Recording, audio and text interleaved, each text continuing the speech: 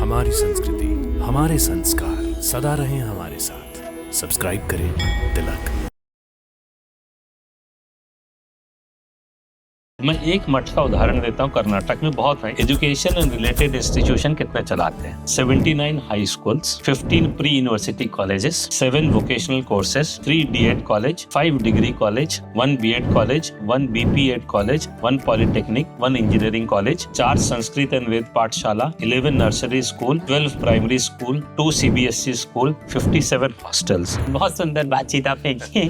सरकार के दखल की आपने बात की। आज अंग्रेज का प्रधानमंत्री भारतीय हो रहा है, इकोनॉमी हमारी उनसे अच्छी है। खून चूस के कमाया हुआ पैसा एक्सेप्टेबल नहीं है हमारे समाज में। सही तरीके से कमाया हुआ धन हो तो उसको शुभ लाभ कहते हैं। अर्थव्यवस्था बहुत अलग है, इसमें धर्म है। अर्थव्यवस्था में धर्म है और इकोनॉमिक्स में धर्म नहीं है। GDP में मंदिर की अर्थव्यवस्था का क्या हाथ? गुजरात में कुछ मंदिर हैं, उन्होंने बोर्ड लगा दिया है कि आप कोई डोनेशन नहीं देंगे, हमें पैसा नहीं चाहिए। मंदिर ऊर्जा का केंद्र बनते हैं कि वहाँ कितने अच्छे काम होते हैं, वहाँ कैसा पुजारी है। आज हमको जो खाना मिल रहा है वो एक्चुअली मंदिरों की वजह से मिल रहा है। ऐसी लिस्ट बने कि ये मंदिर प्रॉफिटेबल है, ये प्रॉफिटेबल नहीं है, इसको तोड़ के मॉल बना दो।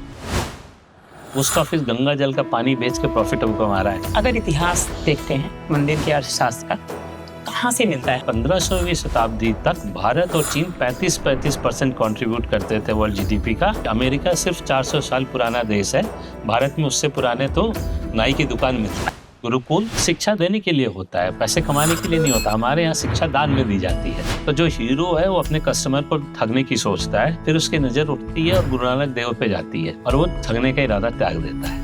भगवान जगन्नाथ तो सिर्फ आंख है, तो हमें देखते हैं भगवान। प्रत्यक्ष और अप्रत्यक्ष दो तरह के दान है। तो जो नहीं दिखता है उसका क्या लेखा जोखा होता है? हमें उसकी जरूरत क्या है? क्योंकि आप किसी भक्त को पूछेंगे, वो मंदिर में पैसा डाल के घूमता है, वो भूल जाता है उस पैसे को। अगर हिंदू प्रजाति सबसे धनी और ज्ञानी है तो हमारा पुजारी भी सबसे धनी और ज्ञानी होना चाहिए। मैं बार बार कहता हूँ कि इकोनॉमी बाई प्रोडक्ट है। कि आज भी जहाँ पे मंदिर है वहाँ की इकोनॉमी अच्छी होती है, वहाँ के लोग आप खुश दिखेंगे।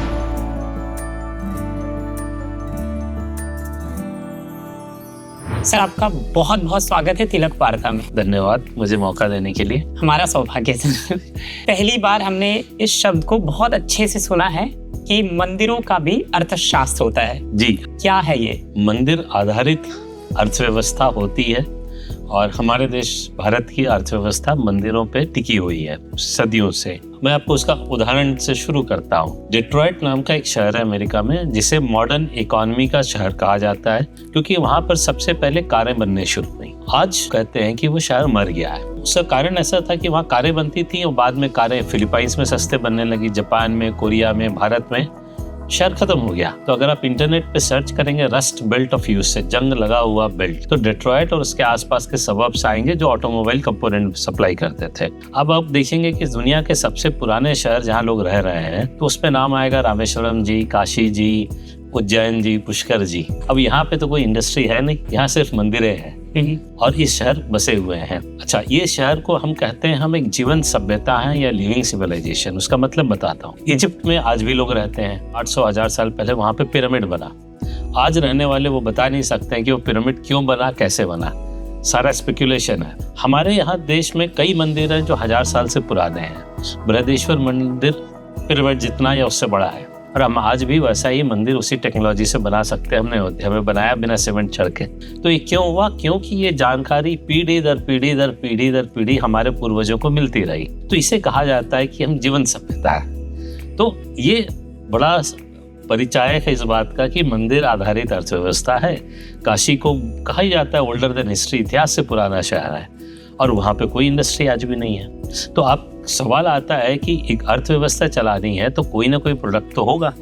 तो कई सारे हैं। मैं आपको एक ही उदाहरण देता हूँ। आप कुछ साड़ियों के नाम सोचिए। बनारसी, कांजीवरम, संबलेश्वरी, ढाकेश्वरी। हर साड़ी वहां से आती है जहाँ देवी माता का मंदिर है। बनारसी साड़ी में वही फूल पत्ते कढ़ाएंगे जो माँ पार्वती को चढ़ाए जाते हैं। कांजीवरम साड़ी में वही होगा जो माँ मीनाक्षी को चढ़ाए जाते हैं। तो ये करेक्ट है। जो दक्षिण साड़ियाँ आएंगी उनके फॉल में दक्षिण के मंदिरों का गोपुरम का डिजाइन अलग होता है। बंगाल के मंदिरों के शिखरों का डिजाइन अलग होता है और वहाँ की साड़ियों में वो डिजाइन आपको दिखेगा, वो अलग दिखेगा। और ऐसे ही उत्तर और भारत के अन्य क्षेत्रों का। तो साड़ी सिर्फ साड़ी एक कपड़ा नहीं है। आप सोच ही सकते हैं, मुझे नंबर डालने की जरूरत नहीं है, कितना बड़ा मार्केट है। ऐसी बहुत सारी चीजें थी, लेकिन कभी उनको शब्दों को और विषय बनाया नहीं गया। लेकिन आप ये विषय लेकर आए, कहाँ से सफर शुरू हुआ कि मंदिर इकोनॉमिक्स पे बात की जाए, रिसर्च किया जाए? हाँ, मैंने बहुत पहले करीब 2008 या 10 में मेरी दूसरी पुस्तक जो थी उसमें मैंने थोड़ा सा लिखा था मंदिर आधारित अर्थव्यवस्था के बारे में। तो लोग लेक्चर देने को भी बुलाया और दोस्त कहा करते थे और लिखो। फिर कोविड के समय 2 घटनाएं हुई। तमिलनाडु गवर्नर ने बोला कि मंदिरों को सरकार को इतना करोड़ रुपए जमा करो। दूसरा चीज और भी ज्यादा ये लगा कि जब देखा बंबई से गोरखपुर लोग पैदल चल के गए, तो ये कॉन्फिडेंस कैसे आता है कि हम चल लेंगे। हमें यहाँ से ईस्ट से वेस्ट कॉन्फिडेंस दिया है। क्या बात है। और हमारे बहुत सारे दोस्त मैराथन दौड़ते हैं। हमने पूछा यार दौड़ चलोगे इतना? बोले नहीं, मैराथन दौड़ना अलग बात है, इतना चलना। आपको अगर हम जस्ट सोचें यहाँ से चल के जाना है, कहाँ ठहरेंगे, कहाँ खाएंगे, कहाँ सोएंगे, सामान तो कोई नहीं छीन लेगा, ये चिंता किसी को नहीं है देश में। हमने बैक ऑफ एनवेलप कैलकुलेशन जिसे कहते हैं, टोला 5-6 मंदिर ने 150 करोड़ से ज्यादा खर्च कर दिए थे लोगों को खिलाने पिलाने में। और ये धर्म है। तो ये जो धर्म आधारित अर्थव्यवस्था बोलते हैं, और ये प्रेरणा लोगों को चल के कहाँ से आई, मुझे लगा कि अब मंदिर पे लिखना जरूरी है। मैंने 3.5 साल लिखा। मैं उड़ीसा में पढ़ा लिखा बड़ा हुआ हूँ, मंदिर भी गया हूँ जगन्नाथ जी के। तो मुझे लगा यार मैं 3 महीने में तो लिख ही दूंगा। 6 महीने के बाद मुझे एक दिन रथ यात्रा के दिन समझ में आया, उनको हम जगन्नाथ कहते हैं, भगवान पूरे दुनिया के। अब उनके बारे में मेरे जैसे एक आदमी पूरा लिख दे तो मूर्खतापूर्ण। तो जितना लिखा इतना छाप दो, क्योंकि एक मंदिर के बारे में पूरा लिखना एक जीवन कम पड़ जाए। देखिए, जब अर्थशास्त्र की बात होती है तो, और मंदिर के अर्थशास्त्र की बात हो रही थी, पहली बार हो रही थी, तो मुझे बहुत पढ़ाई करनी पड़ी, मुझे आपको पढ़ना पड़ा। आंकड़ों की बात जब होती है, रिसर्च बहुत ज्यादा करना होता है। एक ऐसा पेंडेमिक आया था जिसने किताब लिखने को आपको प्रेरित किया, यहाँ के खर्चे, यहाँ की व्यवस्थाओं ने प्रेरित किया। तो नए आंकड़े क्या इन्वॉल्व और कैसे मिल रहे थे आप? रिसर्च ऐसा था कि लॉकडाउन में भी किताबें डिलीवर हो रही थी। एक तो मेरे पास खुद बहुत बड़ा कलेक्शन था, इंटरनेट एक माध्यम था काफी कुछ ढूंढने का, और धीरे से फिर बुक डिलीवरी शुरू हो गई थी ऑनलाइन। जब एक कहानी आप लिखना शुरू कर रहे थे तो एक हिस्ट्री भी आपको पता होना चाहिए, तो वहाँ पे आप कैसे पहुंचे? टेम्पल रेवेन्यू को टेम्पल इकोनॉमी से कंफ्यूज करते हैं कि इस मंदिर में इतना चढ़ावा आया, या उसकी दुकानें हैं, जमीन है, उसे किराया आया। तो रेवेन्यू है, इकोनॉमी बहुत अलग चीज होती है, अर्थव्यवस्था बहुत अलग है। इसमें धर्म है, शुभ लाभ लिखते हैं। अर्थव्यवस्था में धर्म है और इकोनॉमिक्स में धर्म नहीं है, क्योंकि हम शुभ लाभ लिखते हैं। खून चूस के कमाया हुआ पैसा एक्सेप्टेबल नहीं है हमारे समाज में। तो कैपिटलिज्म है सिर्फ लाभ, ओनली प्रॉफिट। कम्युनिज्म है नो प्रॉफिट, शून्य लाभ। बट इकोनॉमी, उसे अर्थव्यवस्था चलेगी नहीं। तो उसको सही तरीके से कमाया हुआ धन हो तो उसको शुभ लाभ कहते हैं। तो ये धर्म आधारित अर्थव्यवस्था है हमारी। और वहां से जब आते हैं तो आपको समझ में आता है कि अर्थव्यवस्था मतलब होता है सिर्फ पैसा नहीं, हर वो चीज जिससे कि पैसे का सर्कुलेशन होता हो। विज्ञान का उसमें बहुत बड़ा उल्लेख होता है। तो जब मंदिर बनाना होता है तो सही जगह ढूंढनी होती है, और आपको उसका डायरेक्शन डिसाइड करना होता है, ईस्ट वेस्ट, पूर्व की तरफ होगा, राइट? आप कैसे करेंगे? क्योंकि आप देखेंगे हमारे यहाँ इतनी एक्यूरेसी थी कि साल में होता है एक पर्टिकुलर दिन, एक छोटे से छेद से सूर्य की किरण भगवान के चरणों पे या सर पे पड़ेगी, राइट? तो उसके पीछे कितनी चीजों का कैलकुलेशन होना चाहिए।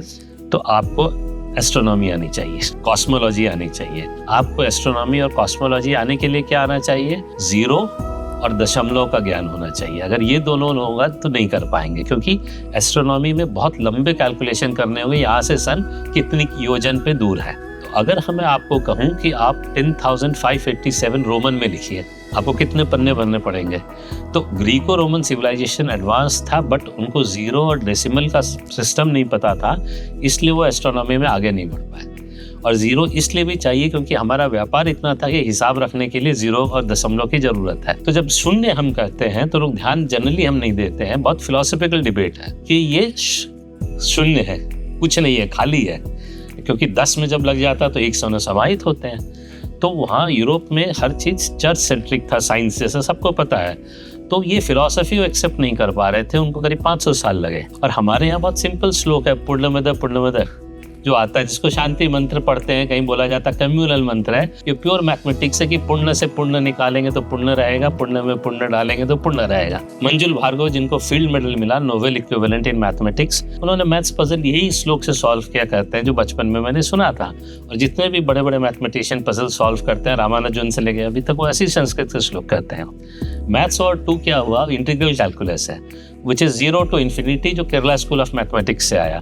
जिसको 0 नहीं समझ में आया, उसको इन्फिनिटी कहाँ समझ में आएगा, उनको और 300 साल लगे। जबकि सबसे पुराना 0 लिखा हुआ इंस्क्रिप्शन ग्वालियर के मंदिर में मिलता है, जो 1000 साल पुराना है। तो हमारे यहाँ हर चीज मंदिर के बनने से शुरू हुई। आप उसके आगे आइए मूर्ति बनाने पे। तो मूर्ति बनाने के लिए क्या क्या चाहिए, खाली सोचिए। जब तक आपको गोल्डन रेशियो जो कहते हैं, पुरुष का 2/3 भाग ऊपर होगा, 1/3 नीचे होगा, जो भी एग्जैक्ट है, वो समझ नहीं होगी तो आप मूर्ति नहीं बना पाएंगे। अब हम एग्जाम्पल के नटराज की मूर्ति लेते हैं। वो एक मूर्ति हमको क्या क्या बताती है, कभी सोच के देखिए। नटराज की मूर्ति सर्न में लगी हुई है, CERN, स्विट्जरलैंड में, जहाँ पे ब्लैक होल पे रिसर्च हो रहा है। ब्लैक होल मतलब सृष्टि का अंत और शुरुआत, जो शिव जी रिप्रेजेंट करते हैं। तो सोचिए कि किसी को, हमारे पूर्वज को इसकी जानकारी थी कि संसार पूरा नष्ट हो जाता है और फिर बनता है। और एक कारीगर था जिसको ये समझ थी कि हम सिर्फ नटराज की सिंपल सी मूर्ति बना देंगे, हजारों साल बाद उनके आने वाले वंशज होंगे, वो इस बात समझ लेंगे। भारत मंडपम में भी लगा है, उसको एक टेक्नोलॉजी से बनाया जाता है जिसको बोलते हैं लॉस्ट वैक्स टेक्नोलॉजी, जो सिर्फ 4500 साल पुरानी है।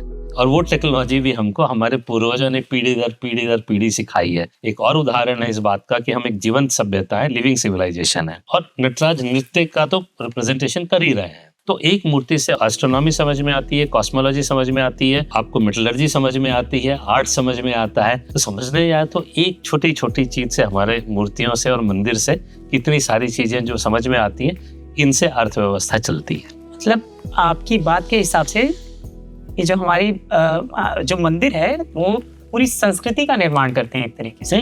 हम जब अर्थशास्त्र की बात करते हैं तो एक और चीज होता है कि भारत में कौन से टॉप 10 हो सकते हैं सबसे अमीर मंदिर, कितना पैसा होगा उनके पास। Correct. हम ये बात करते हैं, मुझे लगता है हमें ये भी बात करनी चाहिए कितनी समृद्धि होगी। तो ये जो हम इकोनॉमी वाला एस्पेक्ट आ गया कि हम हर चीज में टॉप 5 टॉप 10 ढूंढने लगे। मंदिर को वैसे नहीं देख सकते। मंदिर पैसा कमाने का केंद्र नहीं है। पैसा जो आता है वो बाई प्रोडक्ट है। मंदिर भक्ति का केंद्र है, विज्ञान का केंद्र है, हमें उसको वैसे ही देखना है। आप जाएं तो तिरुपति वाले कहेंगे हमारा मंदिर सबसे धनी है, पुरी वाले कहेंगे हमारा धनी है। हमारा सवाल है कि आप धनी हैं तो क्या हुआ, आपके देश के, आपके राज्य के, आपके आसपास के लोग धनी है? जब तक वो नहीं होगा तब तक उस मंदिर के धनी होने का मतलब नहीं है। मंदिर हमारे यहाँ कभी इसलिए नहीं बनाए गए कि मंदिर धनी होंगे। आप हमारे पास साउथ के, दक्षिण के मंदिरों के इंस्क्रिप्शन है कि मंदिर एक तरह से कि निवेशक भी थे और स्टार्टअप फाउंडर भी थे। तो जो जमीन उपजाऊ नहीं होती थी वो मंदिर को दे दी जाती थी। मंदिर उसमें सिंचाई का सुविधा बनाती थी, नहर बनाती थी। जब जमीन उपजाऊ हो जाती थी तो गांव वालों में बांट दी जाती थी। वो अर्थव्यवस्था है। तो मंदिर के इर्द गिर्द फिर जो शहर बसते जाते थे, गांव बसते जाते थे, क्योंकि मंदिर उनको जीवंत करने में सहायता करता था। जैसे ज्वालामुखी टेम्पल का रिकॉर्ड है कि लोगों ने पैसे मांगा है, बच्चे की शादी करानी है, बच्चे की दवा करानी है। एक स्कूल ने लिखा बच्चों को स्कूल ट्रिप पे ले जाना है, पैसे नहीं है तो मंदिर ने दिए। और जब मंदिर से पैसे ले जाते हैं तो भगवान का पैसा होता है, इसलिए ईमानदारी से एक एक पैसा वापस भी होता है। तो मंदिर को उस परिप्रेक्ष्य में देखना है कि जहाँ मंदिर है वहाँ गरीब आदमी का कितना डेवलपमेंट हुआ। महाराष्ट्र में दुनिया भर के मंदिर है जिनके पास हजारों करोड़ की संपत्ति है, लेकिन महाराष्ट्र में किसान आत्महत्या कर रहा है। तो ये पैसा किस काम का? शायद लोगों को जानकारी नहीं है कि मंदिर आम आदमी की मदद कर सकता है। ऐसा है कि हमारे मंदिरों को लगता ही नहीं है कि वो जो पैसा है समाज के लिए है। वो उसके मठाधीश एक तरह से नेगेटिव टर्म हो गया है, ठेकेदार हो जाते हैं और मिसयूज होता है। और उसमें कहीं ना कहीं समाज की भी गलती कि समाज को खड़ा होकर उसका हिसाब किताब लेना चाहिए। देखिए हमारे यहाँ कई 2-3 चीजें थी। जब भी कोई मंदिर में समस्या हुई तो समाज उठ के खड़ा हुआ है। झारखंड में एक मंदिर है, मैंने बुक में कोट भी किया है, वहाँ के लोगों ने ट्रस्टियों को भगा डाला और कब्जे में लिया और सही तरीके से चला रहे हैं। और इसका एक पुराना उदाहरण भी है, तारकेश्वर मंदिर में जो मठाधीश थे वो करप्ट हो गए थे। उसके अगेंस्ट बड़ा मूवमेंट चला जिसको सुभाष चंद्र बोस और चित्तरंजन दास ने लीड किया था और मठाधीश बदला गया। तो कहते हैं ना कि सरकार को मंदिर में क्यों है। हमारा मानना है कि सरकार को, कहते हैं ना, एज ऑफ यस्टरडे बाहर हो जाना चाहिए। 2 आर्गुमेंट दिए जाते हैं कि फिर इनका मैनेजमेंट कौन करेगा।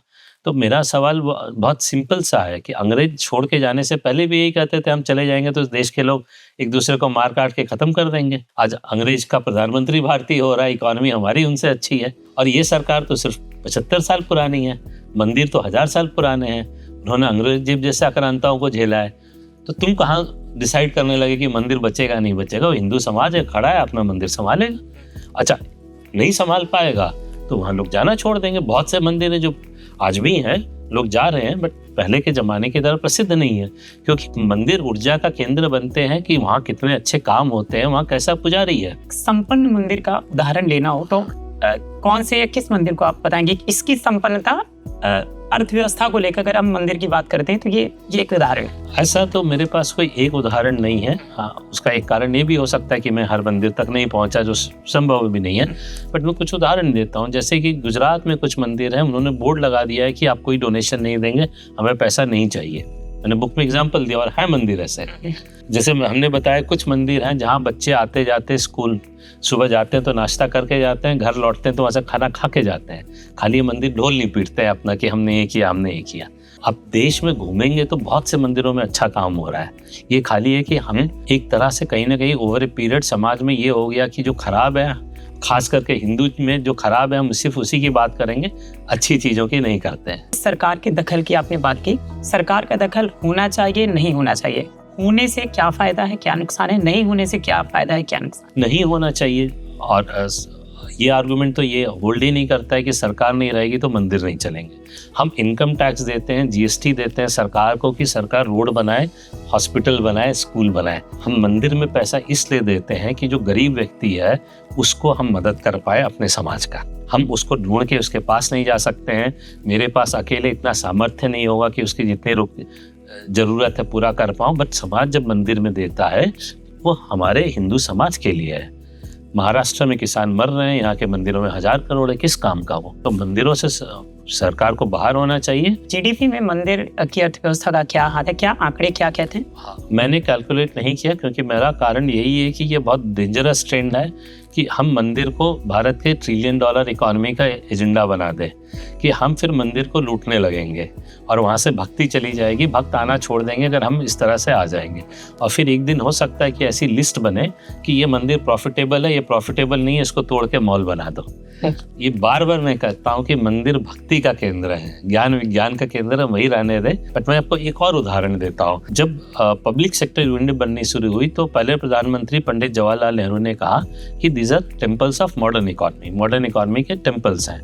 उनमें से एक पब्लिक सेक्टर है जिसका काम है कि भारत में जो खनिज पदार्थ होते हैं उनको ऑक्शन करना, नीलामी करना बेस्ट प्राइस पे।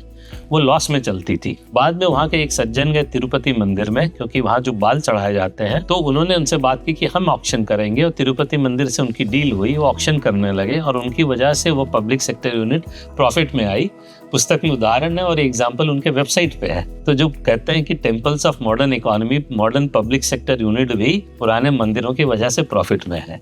अब रेलवे को देखिए जो सर्किट चला रहा है, पोस्ट ऑफिस गंगा जल का पानी बेच के प्रॉफिट कमा रहा है, पोस्ट ऑफिस मंदिरों के प्रसाद बेच के प्रॉफिट कमा रहा है। तो आज के जितने भी सरकारी संस्थाएं वो प्रॉफिट मंदिरों के ही कमा रही है। तो आप किस एंगल से कैलकुलेट करेंगे कि कितना जीडीपी है? बहुत बड़ा अमाउंट है, बट उस चक्कर में पड़ेंगे तो क्षति पहुंचेगी। अब मंदिर के ग्रोथ पे और भक्ति पे ध्यान देंगे तो अच्छा होगा। आपने कहा मॉडर्न अर्थशास्त्र मंदिर का। हाँ। अब इसकी तुलना कर लेते हैं, वर्सेस कर लेते हैं, पारंपरिक मंदिर अर्थशास्त्र और मॉडर्न मंदिर का अर्थशास्त्र। नहीं, सब मॉडर्न मंदिर का अर्थशास्त्र जैसे जो आज हो गया है कि हम जो चढ़ावा चढ़ रहा है उसको हम गिनने में लगे हैं इकोनॉमी में, तो वो गलत एंगल है। क्योंकि जो मंदिर को जब भी जरूरत पड़ी पैसे की लोगों ने दिए हैं, तो किसी भी मंदिर में आज तक तो हुआ नहीं कि पैसे की कमी रही। अब राम मंदिर ही बना तो देश के व्यापारी थे जिन्होंने कहा पूरा खर्चा हम दे देते हैं अकेले। कंपनीज ने कहा कि हम बना देते हैं पूरे मंदिर। फिर भी ये हुआ कि नहीं, हर व्यक्ति का मंदिर है, हर व्यक्ति से आना चाहिए। उस तरह से उसको देखना चाहिए, ना कि एक व्यक्ति के या एक संस्था के हित के तरीके से। इसको विस्तार में समझते हैं मंदिर में फूड, मंदिर वर्सेस फूड, या हाँ। इस तरीके से आपके शब्दों में। आज हमको जो खाना मिल रहा है वो एक्चुअली मंदिरों की वजह से मिल रहा है। तो हाँ, इस देश में कभी लाखों प्रजातियां होती थी चावल की, गेहूं की, फिर ग्रीन रिवॉल्यूशन आया और सब हाइब्रिड वैरायटी यूज करने लगे। और यहाँ पे कई लोग MS स्वामीनाथन जी को ब्लेम करते हैं, मैं ब्लेम नहीं करना चाहता हूँ और क्लैरिफिकेशन करता हूँ कि उन्होंने कहा था वी शुड बी केयरफुल कि ग्रीन रिवोल्यूशन ग्रीड रिवोल्यूशन में ना बदल जाए, लालच, क्योंकि सबको प्रोडक्टिविटी ज़्यादा थी तो सब फर्टिलाइजर ज़्यादा डालने लगे। इस देश में चावल की प्रजातियाँ थीं जो 2 इंच में भी पानी में उगती थी और 12 इंच पानी में भी उगती थी, जो 3 महीने में भी उगती थी और 12 महीने में भी उगती थी। तो पंडित का पुजारी इतना ज्ञानी विद्वान होता था कि वो किसान को बताता था कि इस वर्ष बारिश इतनी होगी, इसलिए तुम ये जाति की प्रजाति बो धान की।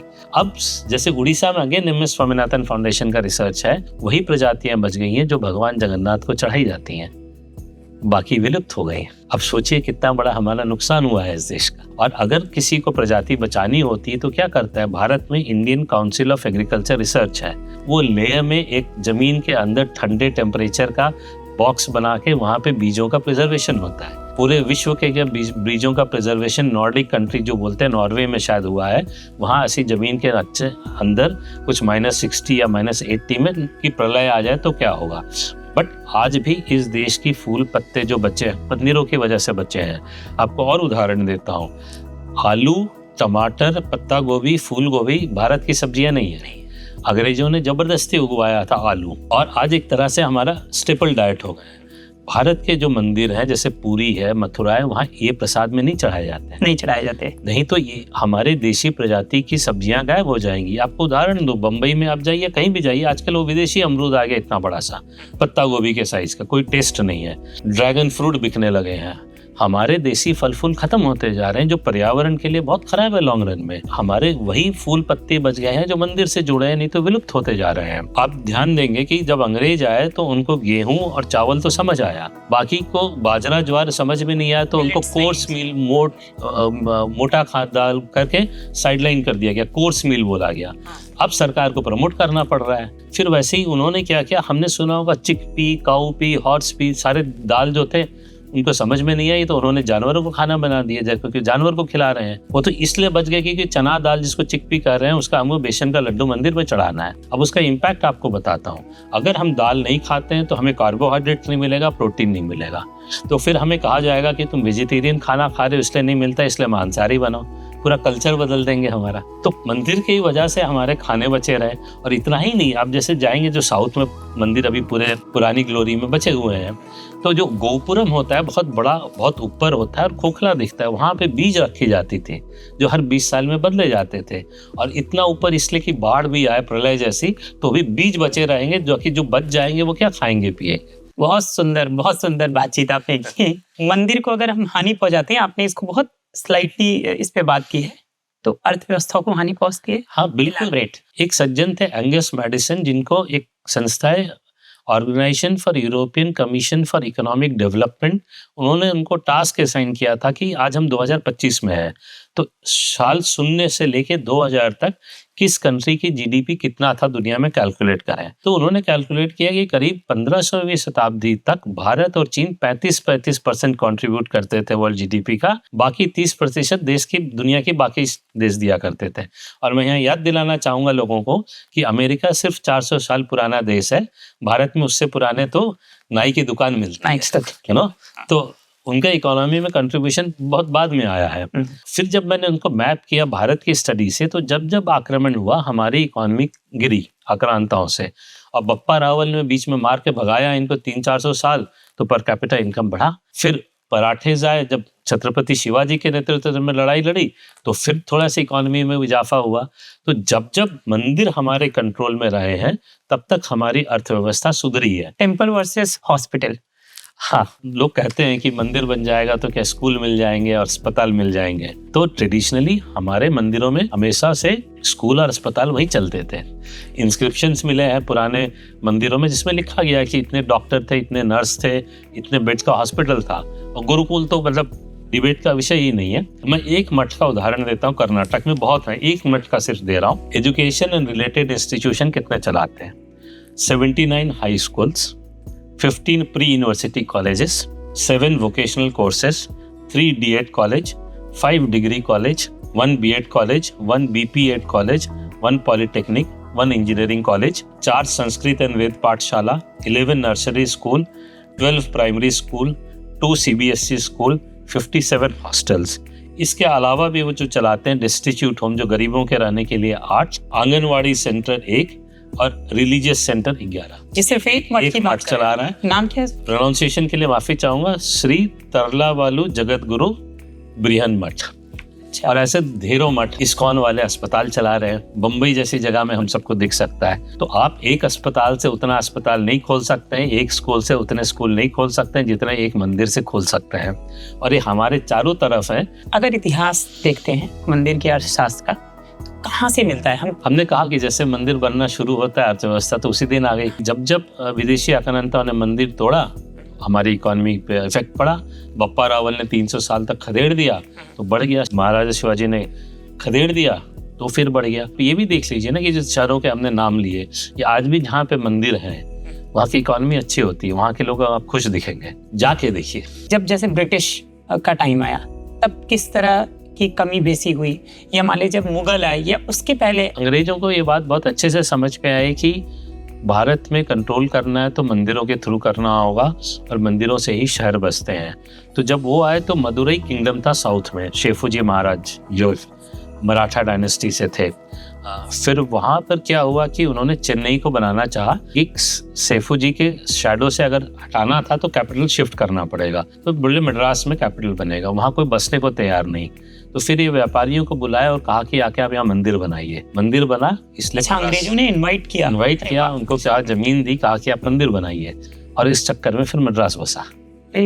तो इससे बड़ा जीवंत उदाहरण क्या मिलेगा आप? मतलब एक सवाल था मेरा कि पहले मंदिर या पहले नगर? हाँ नहीं, पहले मंदिर हमेशा बनते हैं। जैसे मदुरई जाएंगे, मैं साउथ का उदाहरण इसलिए दे रहा हूँ कि वहाँ स्ट्रक्चर इंटैक्ट है, बाकी तो भारत में टूट चुके हैं। तो मदुरई मंदिर पहले बना सेंटर में, उसके बाद रहने वाले जो बनते थे स्क्वायर में बनाए गए, रेक्टेंगल में। तो जिसको मंदिर में सबसे ज़्यादा काम करना है वो सबसे पास रहेगा, जिसको सिर्फ दिन में एक ही बार आना है वो सबसे दूर रहेगा। उस मेथड से पूरी शहर की प्लानिंग होती थी और फिर उसके इर्द गिर्द शहर बसते जाते थे। नॉर्थ का कोई उदाहरण? नॉर्थ में मंदिर तो पूरे रहे ही नहीं है। अब सोचिए कि जो सबसे बड़ा मंदिर बना, बिरला जी ने बनाया लक्ष्मी नारायण मंदिर, वो उत्तर भारत में 450 साल बाद एक मंदिर बना था। उसके कारण थे क्योंकि आप उतना बड़ा मंदिर बनाने जाते तो आपको मार दिया जाता या आपके सारे पैसे छीन लिए जाते। उसके बाद अक्षरधाम बना और फिर जेके सिंघानिया वालों ने कानपुर में मंदिर बनाए। उत्तर में अब भी बड़े मंदिर नहीं है। अब जब और समाज का जो मैं कहा साइकोलॉजी वाली बात, 450 साल तक नॉर्थ में हिम्मत नहीं थी किसी को साइकोलॉजी के लिए कि हम मंदिर बनाए। इतना तोड़ दिया था, इतना दहशत जो समाज में पीढ़ी दर पीढ़ी आ जाता है। जब बिरला वालों ने 450 साल के बाद मंदिर बनाया तो एक शहर में ही बनाया था कि अब उस समय दिल्ली में बाहरी आउटस्कर्ट्स में रहा होगा, तो शहर के अंदर है, तो उसकी वजह से एक बसा, हाँ मतलब सोसाइटी बसा। उससे ज्यादा कि समाज में वो प्राइड कि हम अपना मंदिर बना सकते हैं। आप सोचिए वो समाज कि हम अपने भगवान की पूजा नहीं कर सकते, हम मंदिर नहीं बना सकते। मंदिर का जो अर्थशास्त्र है वहाँ पे पैसा दान के थ्रू आता है, एक ही सोर्स है दान। फिर हो गया उनकी अलग अलग, जैसे कि पाठशाला चलती है, गौशाला है, वहां से उनको गाय का जो दूध घी बनता है। तो मेरे को थोड़ा ये समझाइए कि ये जो अर्थशास्त्र है, जो पैसा जनरेट हो रहा है सिर्फ दान से हो रहा है या और भी सोर्स हैं? तो एक सोर्स पे बात करते हैं।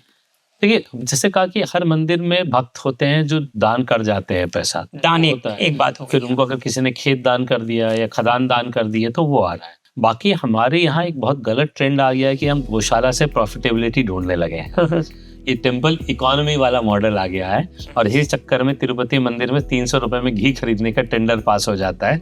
जिसने भी गौ माता को देखा है, 2 दिन भी देखा है, तो समझ जाएगा कि 300 रुपए में घी नहीं बन सकता है। नहीं बन सकता। तो ये हम अपने धर्म रीति रिवाज के साथ खिलवाड़ करते हैं इकोनॉमी के चक्कर में। और तो गौशाला पहला तो प्रॉफिटेबल सेंटर नहीं है। हम गौ को माता मानते हैं और माँ को हम प्रॉफिटेबल ऑब्जेक्ट नहीं बना सकते हैं। इसी चक्कर में मैंने बुक में कोट किया है, एक मंदिर ने गौशाला बंद करके, आपको आश्चर्य होगा, गौ माता को बूचर्स को, कसाईयों को बेच दी कि प्रॉफिटेबल नहीं है। ये टेम्पल इकोनॉमी का प्रॉब्लम है। तो हम जो पढ़ाते भी हैं गुरुकुल, वो शिक्षा देने के लिए होता है, पैसे कमाने के लिए नहीं होता। हमारे यहाँ शिक्षा दान में दी जाती है, पैसे देके कभी शिक्षा नहीं ली गई इस देश में, अंग्रेजों के आने के समय तक की बात है। तो हमारे यहाँ मंदिरों में पैसा वैसे नहीं आता है। जब किसी को लगता है कि इस मंदिर को ज़रूरत है, हम देते हैं। तो जैसे कि तिरुपति मंदिर जाइए या बालाजी का एक मंदिर राजस्थान में भी है, तो जो व्यापारी हैं वो मन में मान लेते हैं कि भगवान हमारे इस व्यापार में 5% का हिस्सेदार है से लेके 50% तक का, और साल के आखिरी में प्रॉफिट का उतना पैसा चुपचाप कुंडली में जाके डाल देते हैं। जो आपको न्यूज़ आता है कि 10 करोड़ मिल गए या इतने करोड़ मिल गए, वो उस बिजनेस का व्यापारी का माना हुआ है कि भगवान इस व्यापार में हमारे साथ है, और वो जाके चुपचाप कुंडली में डाल आता है बिना ढोल पीटे। और वो हर साल व्यापारी करते हैं। आपके भी मित्र होंगे, आप ढूंढने जाइए, वो बताएंगे हम करते हैं। एक अर्थशास्त्री होने के नाते आप इसे कैसे देखते हैं कि भगवान भी हमारे इस बिजनेस में साथ है? देखिए, उसका हम आपको 2-3 उदाहरण देते हैं। ये हमने तय किया कि हम शुभ लाभ लेंगे। आप आज भी देखेंगे कि जो व्यापारी होता है ओम या शुभ लाभ लिख के खाता शुरू करता है, और उसमें 2 नंबर का काम कर रहा है तो उस खाते में नहीं लिखेगा। और उसको एक प्रैक्टिकल उदाहरण दिखाता हूँ आपको। दृश्यम मूवी देखेंगे तो उसमें उसको पकड़ता है तो पुलिस वाला या धमकाता है, तो फिर 2 नंबर वाला खाता निकालता, क्योंकि 2 नंबर का खाता अलग होगा, इसलिए कि उसमें ओम और शुभ लाभ लिखा है, वहाँ कर नहीं सकता है। दूसरी चीज कि जब हमारे यहाँ आप देखेंगे दुकानों में, ऑफिस में देवी देवता की मूर्ति लगी है, सिर्फ इसलिए नहीं लगे हैं कि वो हम बहुत धार्मिक लोग हैं, उसका एक बड़ा पर्पस है। जैसे दुकान में डैंगलर होता है, लटका रहता है, आप घर से साबुन लेने का ये सोच के कि मैं X साबुन खरीदूंगा, वहां जाके देखेंगे डैंगलर पे लिखा है 20% डिस्काउंट ऑन Y साबुन, तो आप 20% डिस्काउंट वाला खरीद लाते हैं। तो उसको कहते हैं कि last point of recall at point of purchase, ठीक खरीदते समय आपको याद आएगा। तो भगवान की मूर्ति भी वही काम करती है। Rocket Singh salesman of the year picture आप देखेंगे, उसमें तो जो हीरो है वो अपने कस्टमर को ठगने की सोचता है, फिर उसकी नज़र उठती है और गुरु नानक देव पे जाती है और वो ठगने का इरादा त्याग देता है। तो भगवान देख रहे हैं। इस पर एक रिसर्च हुआ यूनिवर्सिटी ऑफ लेस्टेशायर लंदन में। वहाँ एक कॉफ़ी मशीन थी, तो उसका प्रयोजन ये था कि आप कॉफ़ी पीजिए, आपने 1 कप कॉफ़ी पी तो 1 कप कॉफ़ी का पैसा छोड़ दीजिए, 3 कप कॉफ़ी पी तो 3 कप। तो हम जनरली बोलते हैं भारतीय चोर, ऐसा नहीं, सभी जगह लोग चोर हैं, अंग्रेज तो ज़्यादा चोर है, लूट के ही पूरा बताते हैं। तो वहाँ पे सिर्फ 30% कलेक्शन होता था। तो उन्होंने 1 सप्ताह टेस्ट करने के लिए फूल की फ़ोटो लगाई, फिर 1 सप्ताह आँख की फ़ोटो लगाई, ये टेस्ट किया, और जब आँख की फ़ोटो लगी कलेक्शन 3 गुना बढ़ गया, 90 to 99% पे आ गया, क्योंकि कोई देख रहा है, इससे बहुत फर्क पड़ता है। तो हमारे यहाँ आपको याद है देवी की आँख, भगवान त्रिदेव की आँख, शिव जी की, भगवान जगन्नाथ तो सिर्फ आँख है, तो हमें देखते हैं भगवान, तो उसका फर्क पड़ता है हमारे दिनचर्या पे कि हम कैसे व्यापार करते हैं दिन दिन। तो वो एकदम धर्म आधारित व्यापार ऐसे चलता है। तो यहाँ पे प्रत्यक्ष और अप्रत्यक्ष 2 तरह के दान है। एक दिखता है जो चेकर और अकाउंट्स में दिखता है, एक है जो नहीं दिखता। तो जो नहीं दिखता है उसका क्या लेखा जोखा होता है? हमें उसकी जरूरत क्या है? हमने जब दान दे दिया तो दान दे दिया, और दान अगर किसी और ने दिया है तो उसमें हमें टांग डालने की जरूरत क्या है? तो ये बहुत विचित्र अवस्था है हमारे देश में कुछ सालों से, क्योंकि मंदिरों पे कंट्रोल बना रहे इसलिए ये चीज़ उड़ा दी गई है कि मंदिरों में पैसे की चोरी होती है। मैं ये नहीं कर रहा हूँ कि मंदिरों में पैसे की चोरी नहीं होती है, लेकिन ये गलत बात कहना कि हर मंदिर में पैसे की चोरी होती है। और मैं ये भी मानता हूँ कि ये लोग अक्सर सवाल वो उठाते हैं जिनको मैं पूछता हूँ तुम कितने बार मंदिर गए, तुमने कितना पैसा चढ़ाया। 100% ये भक्त नहीं होगा, क्योंकि आप किसी भक्त को पूछेंगे वो मंदिर में पैसा डाल के घूमता है, वो भूल जाता है उस पैसे को, क्योंकि हमने दान दिया है। कालीघाट मंदिर में कईयों को पूछा, उन्होंने कहा हमें मालूम है पुजारी के जाएगा, नहीं तो कैसे जिएगा। तो एक ये हो गया कि गरीब ब्राह्मण के माइंडसेट से बाहर आना होगा कि पुजारी इसलिए वो गरीब रहेगा, वो हमारा पूजा करता है इसलिए उसको सबसे अच्छे से रहने का हक है। अगर हिंदू प्रजाति सबसे धनी और ज्ञानी है तो हमारा पुजारी भी सबसे धनी और ज्ञानी होना चाहिए। तो ये माइंडसेट से बाहर आना चाहिए कि वो हवाई जहाज से नहीं घूम सकता है या कार से नहीं घूम सकता है। हमारे यहाँ पुजारियों का सेक्रीफाइस अप्रतिम है। काशी विश्वनाथ में मालूम है कि वो लेके कूद गए थे शिवलिंग, तो मरे ही होंगे। पुरी में 52 ब्राह्मणों को जो पुजारी थे उन्होंने अंग्रेजों के विरुद्ध विद्रोह किया, उनको वहाँ गेट पे पेड़ से टांग दिया गया था, उनकी लाश महीनों सड़ती रही, उतारने नहीं दिया गया। ये भी कंट्रीब्यूशन है उनका। और जो चोरी हो जाती की बात करते हैं, जब से सरकार आई है चोरी बढ़ी है। तिरुपति मंदिर का जो ज्वेलरी था और पूजा था 4 परिवारों में बटाए बारी बारी करते थे। तो जब हैंडओवर होता था एक से दूसरे को जाता था, तो जो पहनने से जो वियर एंड टीयर से जो वजन कम हो जाता है सोने और चांदी का, वो पुजारी अपने जेब से भरता था। और जब सरकार के कब्जे में चला गया, ज्वेलरी चोरी होगी, आज तक उसकी कोई सुनवाई नहीं हुई कि काम चोरी हो गया। हमारे यहाँ प्रथा रही है कि साल में 1 दिन पुजारी भगवान के सामने सारे जनसभा में भक्तों को मंदिर में आए हुए पैसे का लेखा जोखा देता था। पुरी में प्रथा आज भी होती है। वहाँ के ऑडिट तो आज तक शायद 14 साल से अकाउंट्स में नहीं हुई। पुजारी के पास जो 70 साल 100 साल वाला पुराना ऑडिट जो भी अकाउंट है वो आज भी निर्धारित दिन भगवान के सामने बैठ के पढ़ता है। तो हमारे यहाँ चेक्स एंड बैलेंसेस परफेक्ट थे, खाली हमने कभी उसमें जाके देखा नहीं है और हमें लगता है कि सारा ज्ञान हमें ही, हमारे पूर्वजों को कोई ज्ञान नहीं था। तो हमें इस चीज से बाहर आना चाहिए। तो दो चीज कि मंदिरों में चेक्स एंड बैलेंसेस हैं, उसमें पूरा सिस्टम है काम होने का। हमारे आगामा शास्त्र हैं, स्थल पुराण है, उस बात को डिफाइन करते हैं। और दूसरा, अगर आपने पैसे दिए हैं तो उसमें आपको मोह नहीं होना चाहिए, आपने पैसे नहीं दिए हैं तो एकदम ही नहीं होना चाहिए। गामा शास्त्र और स्थल अगामा शास्त्र। अगाम शास्त्र होता है, हर मंदिर का होता है कि कैसे पूजा करना है, कैसे मैनेजमेंट। ये कब से है? ये शुरू से, जब से मंदिर है। और स्थल पुराण 1000 ईयर, हाँ, और उससे भी पहले। और स्थल पुराण होता है जब जहाँ मंदिर बनता है तो उस जगह की कुछ विशेषताएं होती है, उसके हिसाब से वहाँ पूजा होती है। जैसे मैंने कहा कि जो मंदिर, हर मंदिर का प्रसाद अलग होता है, वो वहाँ आसपास जो चीजें उगती हैं उससे होता है। वो सारी चीजें स्थल पुराण में आएंगी। हमारे यहाँ भोर का मिसकंसेप्शन है कि 3:30 बजे। भोर मतलब सूर्योदय से 1.5 घंटे पहले। तो शिलोंग का 1.5 घंटा भोर अलग होगा, बम्बई का भोर अलग होगा, क्योंकि सनसेट लेट होता है, सनराइज। तो वो स्थल पुराण की चीजें हुए। तो पूरा प्योर क्लियरली डिफाइंड चीजें हैं। तो स्थल पुराण में भी इकोनॉमिक्स है, उसमें इकोनॉमिक्स नहीं है, उस मंदिर का देखभाल कैसे हो वो है। आगम में है, आगम में भी मैनेजमेंट है। मैं बार बार कहता हूँ कि इकोनॉमी बाई प्रोडक्ट है, मेन फोकस भक्ति है। हमारा काम भक्ति करना है, मंदिर में पैसे कमाना नहीं है। आ जाए बहुत बढ़िया, नहीं है तो भी बढ़िया, भक्ति अलग जगह है। आज के जो लोग हैं वो ये सवाल पूछते हैं, हालांकि आपका कहना है कि हम मंदिर के रिचनेस पे बात नहीं करेंगे, क्योंकि मैं आपसे बात कर रहा हूँ, आप इकोनॉमिक्स पे बात करते हैं, वो भी मंदिर के। तो हमको बताइए टॉप 5 कौन से हो सकते हैं? मैं वैसे देखा ही नहीं है, क्योंकि अगर मैं वो करने लगूं तो मैंने जो उसके पहले ठीक बोला, मैं ही खुद खंडन कर रहा हूँ उस बात का। बहुत बहुत धन्यवाद आपका, मुझे मौका देने के लिए बहुत बहुत धन्यवाद।